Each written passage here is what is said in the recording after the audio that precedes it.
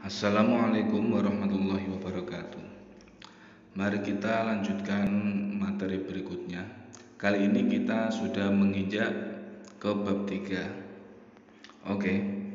Dalam bab 3 ini kita akan mempelajari kedaulatan Negara Kesatuan Republik Indonesia. Yang pertama, hakikat dan teori kedaulatan.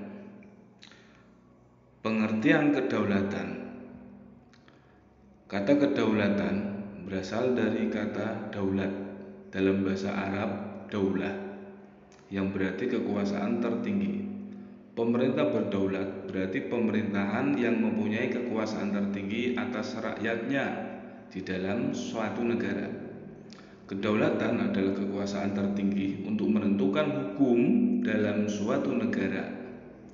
Konsep kedaulatan berkaitan dengan suatu pemerintahan yang memiliki kendali penuh urusan dalam negerinya dalam suatu wilayah atau batas tutorial tertentu, dan dalam konteks hakikat dengan berbagai organisasi atau lembaga yang memiliki yurisdiksi hukum sendiri.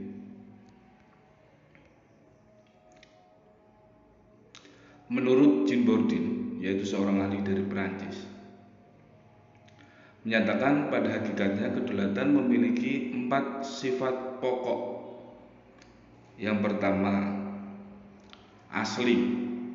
Artinya, kekuasaan tidak berasal dari kekuasaan lain yang lebih tinggi. Kemudian, permanen. Artinya kekuasaan tetap ada selama negara berdiri, sekalipun pemegang kedaulatan sudah berganti. Yang ketiga yaitu tunggal atau bulat, yang berarti kekuasaan merupakan satu-satunya kekuasaan tertinggi dalam negara yang tidak diserahkan atau dibagi-bagikan kepada badan lain. Dan yang keempat terakhir, itu tidak terbatas atau absolut, yang berarti kekuasaan tidak dibatasi oleh kekuasaan lain. Bila ada kekuasaan lain yang membatasinya, tentu kekuasaan tertinggi yang dimilikinya itu akan lenyap. Pada dasarnya kekuasaan yang dimiliki pemerintah mempunyai kekuatan yang berlaku ke dalam dan keluar, yaitu sebagai berikut.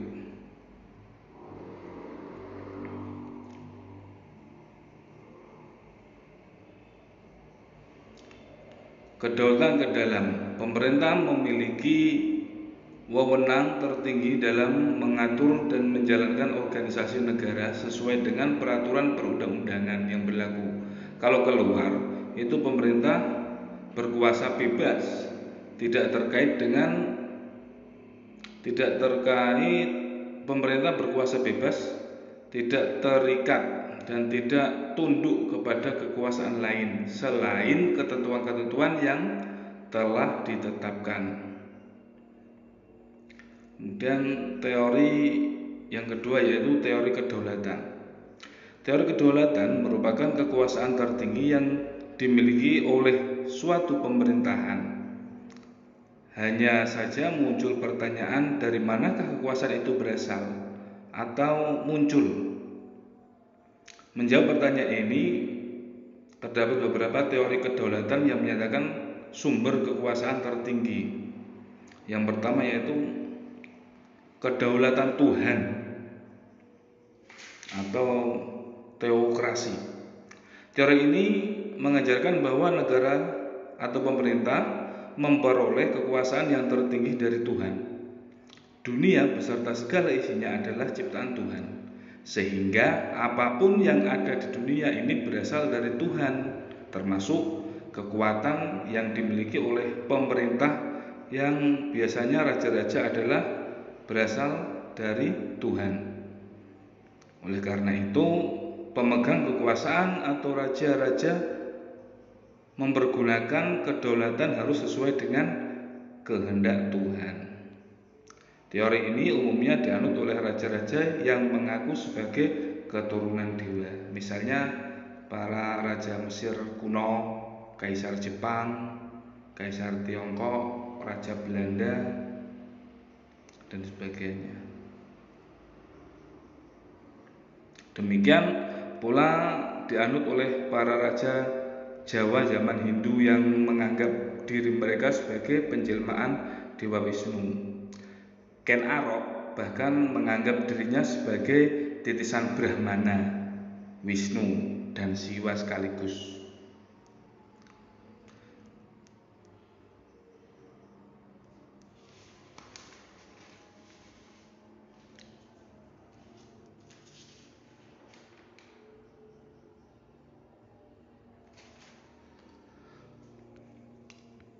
B. Teori kedaulatan raja. Teori kedaulatan raja merupakan perwujudan dari teori kedaulatan Tuhan, kekuasaan tertinggi di tangan raja atau penguasa. Oleh karena itu, raja dianggap keturunan dewa atau wakil Tuhan di bumi yang mendapat kekuasaan langsung dari Tuhan, sehingga kekuasaan raja mutlak dan tidak dapat diganggu-gugat. Bahkan dianggap boleh berbeda dari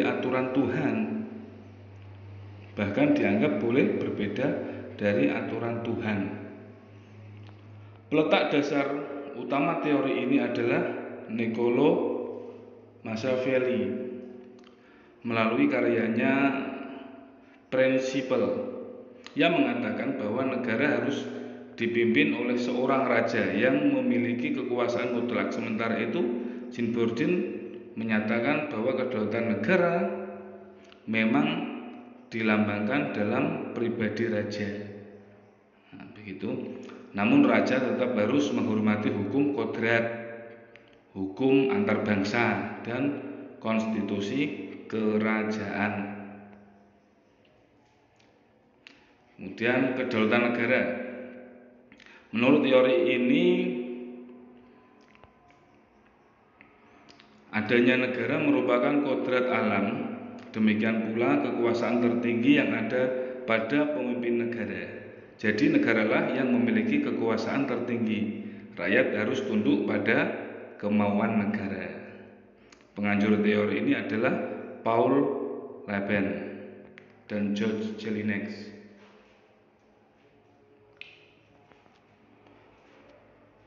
Kedaulatan berikutnya yaitu kedaulatan hukum. Menurut teori ini, negara atau pemerintah memperoleh kekuasaan berdasarkan hukum. Yang berdaulat adalah hukum. Negara, rakyat, dan pemerintah harus tunduk pada hukum dan mereka memperoleh kekuasaan dari hukum. Kemudian kedaulatan rakyat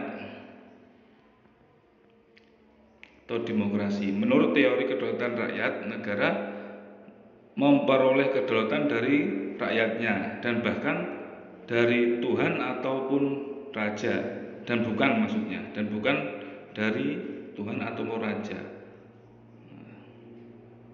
Jadi kekuasaannya yaitu diperoleh dari semua rakyatnya. Paham ini muncul sebagai reaksi terhadap teori kedaulatan Tuhan dan kedaulatan raja. Dengan munculnya revolusi Prancis yang menempatkan rakyat sebagai pemilik kedaulatan yang kemudian berkembang menjadi demokrasi atau perwakilan. Penganjur teori ini adalah J.J. Rousseau, kemudian Montesquieu dan John Locke.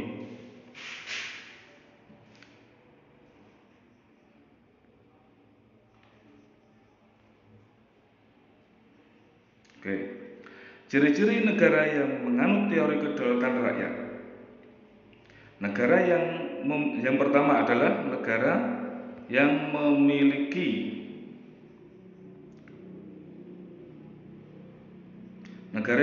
lembaga perwakilan rakyat sebagai badan atau majelis yang mewakili atau mencerminkan kehendak rakyat. Kemudian yang kedua, pelaksanaan pemilu untuk mengangkat dan menetapkan anggota lembaga perwakilan diatur oleh undang-undang.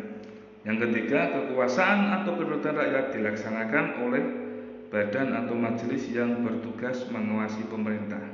Yang keempat, susunan kekuasaan badan atau majelis tersebut ditetapkan dalam Undang-Undang Dasar. Oke, demikian pembelajaran kali ini. Mari kita tutup dengan bacaan hamdalah. Alhamdulillahirabbil alamin.